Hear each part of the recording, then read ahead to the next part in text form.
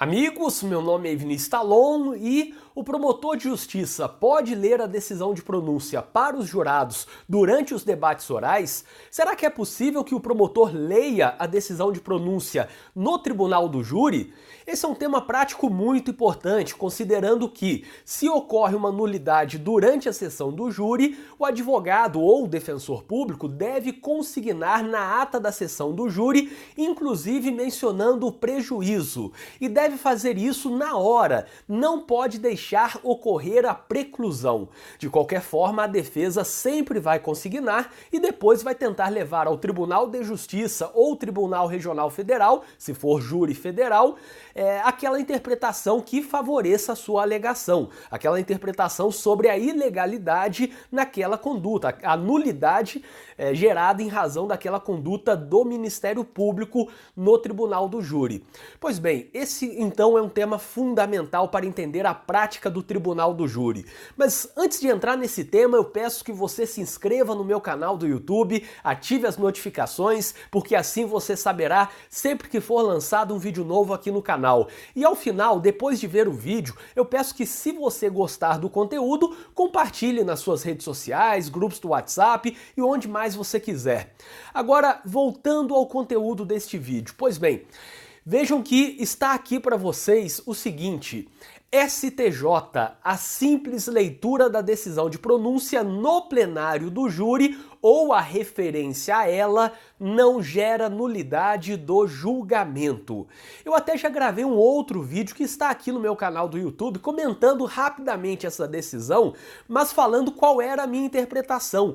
Agora eu quero demonstrar a vocês, por meio desse slide aqui, a apresentação lá do meu site, viniciustalon.com, o que temos nessa decisão, porque é uma interpretação muito arriscada. A interpretação do STJ não dá para concordar com ela. Eu, sinceramente, não concordo com essa interpretação, ou pelo menos com as conclusões expostas na ementa e também no inteiro teor. E tudo isso daqui você encontra lá no meu site viniciustalon.com, onde eu coloco várias decisões, coloco os votos, e para encontrar essa decisão especificamente é só você olhar na descrição deste vídeo no YouTube. Pois bem, vamos ver aqui qual é a decisão e o que ela diz. Vejam que temos aqui a referência. Então está aqui em cima, o que está aqui, o habeas corpus, na verdade, é sobre a parte de cima. É como um precedente, na verdade. A decisão em si, é só você olhar que consta ali, ó, agravo regimental não provido. Então, se esse é o item 5, quer dizer que a decisão é de um agravo regimental. E está aqui, agravo regimental, no ARESP 429039, decisão de 2016. Uma decisão mais ou menos recente, ainda não fez 3 anos aqui, durante o momento em que esse momento que eu estou gravando este vídeo, ainda não completou 3 anos, mas é uma decisão razoavelmente recente e que eu já vi tribunais de justiça aplicando esse entendimento. Tribunal Regional Federal eu ainda não vi, até porque é raro, muito raro, ter um júri federal, mas já vi algumas decisões de tribunais de justiça. Pois bem, vamos ver o que diz aqui. Eu coloquei em negrito a parte importante, a parte que nos interessa. Diz ali: o fato de o parquê em réplica, então vamos pegar aqui rapidamente, eu vou explicando cada coisa. Parquê é o Ministério Público, é um membro do Ministério Público. Réplica, portanto, quer dizer que teve o primeiro tempo dos debates orais, o Ministério Público falou, depois a defesa, depois o Ministério Público foi à réplica e depois a defesa à tréplica. Então, naquele segundo momento de fala do Ministério Público, o Ministério Público pode ou não ir à réplica, e caso ele não vá à réplica, o entendimento que é mais forte hoje é no sentido de que não teria tréplica para a defesa, ou seja, só tem tréplica se o Ministério Público for à réplica. Quem atua na defesa sabe que é bom se manifestar contra isso e defender que o tempo de tréplica da defesa não pode depender do Ministério Público. É algo que deveria ser adicionado sempre. Ou seja, a defesa sempre teria 1h30 mais 1 hora, indo ou não a réplica o Ministério Público. Pois bem, o fato de o parqueiro em réplica apenas mencionar a decisão de pronúncia cujas cópias estavam nos autos, é óbvio, a decisão de pronúncia fica nos autos, sem entrar no mérito da decisão e tampouco entrar em detalhes sobre ela, não induz a nulidade do julgamento. Ou seja, aqui nessa parte de cima, o STJ está dizendo que o Ministério Público pode mencionar a decisão de pronúncia. Não tem nada de errado em o Ministério Público, durante o júri, falar sobre a decisão de pronúncia, mencionar a decisão de pronúncia, porque nesse caso não entrou no mérito da decisão, tampouco deu detalhes sobre ela. Agora vamos ver o resto que é um pouco mais preocupante, porque abre muito e às vezes até de uma forma contraditória. Diz ali: a intenção do legislador, esculpida no artigo 478, inciso 1º do Código de Processo Penal, que é aquele que fala sobre a impossibilidade de se referir à pronúncia e às decisões posteriores que confirmarem a acusação, não foi a de vedar toda e qualquer referência à decisão de pronúncia e às decisões posteriores que julgaram admissível a acusação, mas evitar que o conselho de sentença seja influenciado por decisões técnicas, impingindo aos jurados o argumento de autoridade. O que está dizendo o STJ aqui? Até esse item 4 ali. Bom, está dizendo que não tem nada de errado em falar sobre a decisão de pronúncia. O que seria errado é falar que aquela é uma decisão de um juiz, é uma decisão de um tribunal de justiça feita por desembargadores que confirmaram a decisão de pronúncia em um recurso sentido estrito, e o juiz é um técnico, ele disse sobre a autoria, sobre a materialidade, e se ele reconheceu isso é porque ele tem conhecimento jurídico, etc. Então, qual é a lógica aqui? Para o STJ, o que pretende aquele artigo ali, o 478, é evitar que os jurados sejam contaminados pela técnica do direito. E aí eu sempre falo, quem já fez vários júris vê que os jurados, as carreiras, as profissões dos jurados vão se repetindo. É aquele que trabalha no banco, no comércio, professor, professora, enfim, pessoas que vão se repetindo. Portanto, aquelas profissões não necessariamente têm algum conhecimento jurídico. Aqueles jurados normalmente não têm nenhum conhecimento jurídico. E segundo o STJ, é bom que assim seja. Inclusive, não pode ter nenhuma contaminação dos jurados por decisões de quem tem conhecimento jurídico. O juiz na decisão de pronúncia e os desembargadores na confirmação da decisão de pronúncia em recurso em sentido estrito. Portanto, seria evitar, assim, o argumento da autoridade. Ah, senhores jurados, vocês têm que votar como o juiz votou lá embaixo na hora da decisão de pronúncia, como os desembargadores votaram lá na capital. Eles analisaram tudo e falaram que realmente tem autoria e materialidade, eles têm conhecimento para isso. Vocês, obviamente, não têm esse conhecimento, então podem se arriar aqui, podem aproveitar o embalo desse entendimento dos desembargadores. Então, isso que seria proibido segundo o STJ. E não apenas falar, teve uma decisão de pronúncia dizendo tal coisa, segundo o STJ. Pois bem, o item 4 aqui. A simples leitura da decisão de pronúncia no plenário do júri ou a referência a tal decisão, sem a especificação do seu conteúdo, não induzem a nulidade do julgamento se não forem utilizadas para fundamentar o pedido de condenação. Ou seja, o promotor pode ler a decisão de pronúncia. Isso aí é um absurdo, mas o promotor pode ler a decisão de pronúncia desde que ele não fale, assim peço a condenação com base nessa decisão de pronúncia. Mas isso daí é óbvio.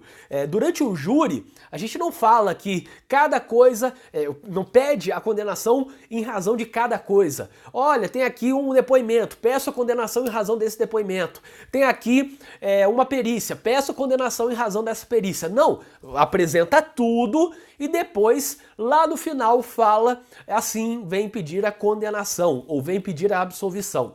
em razão daquele contexto todo criado lá no início, em 1h30 normalmente. Então é algo perigosíssimo isso daqui. E vejam que até tem uma pequena contradição, não sei se vocês pegaram isso, mas onde diz ali a simples leitura da decisão de pronúncia.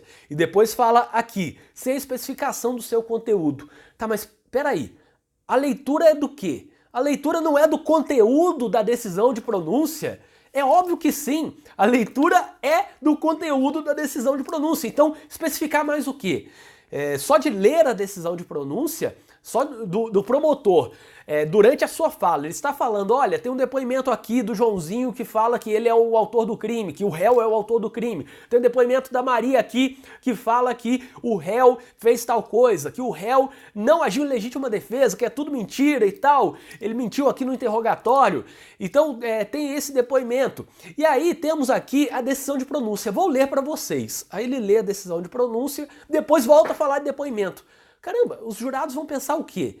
Os jurados vão pensar que aquela decisão de pronúncia entre falas no sentido da condenação é obviamente um fundamento para a condenação. Então quando o promotor fala, temos aqui a decisão de pronúncia que foi prolatada pelo juiz que está ali presidindo esta sessão. E a decisão de pronúncia fala o seguinte, e aí ele lê aquilo ali, isso já é especificar o conteúdo. Quer dizer o quê? Quer dizer que não pode explicar o que significa? Mas se fala lá, por exemplo, a princípio tem elementos mínimos de autoria, a materialidade está demonstrada, não dá para afirmar que o réu agiu em legítima defesa, assim submeto aos jurados. Bom, só de falar isso, durante o momento em que está falando sobre provas que são no sentido da condenação, já é algo que vai contaminar a cabeça dos jurados.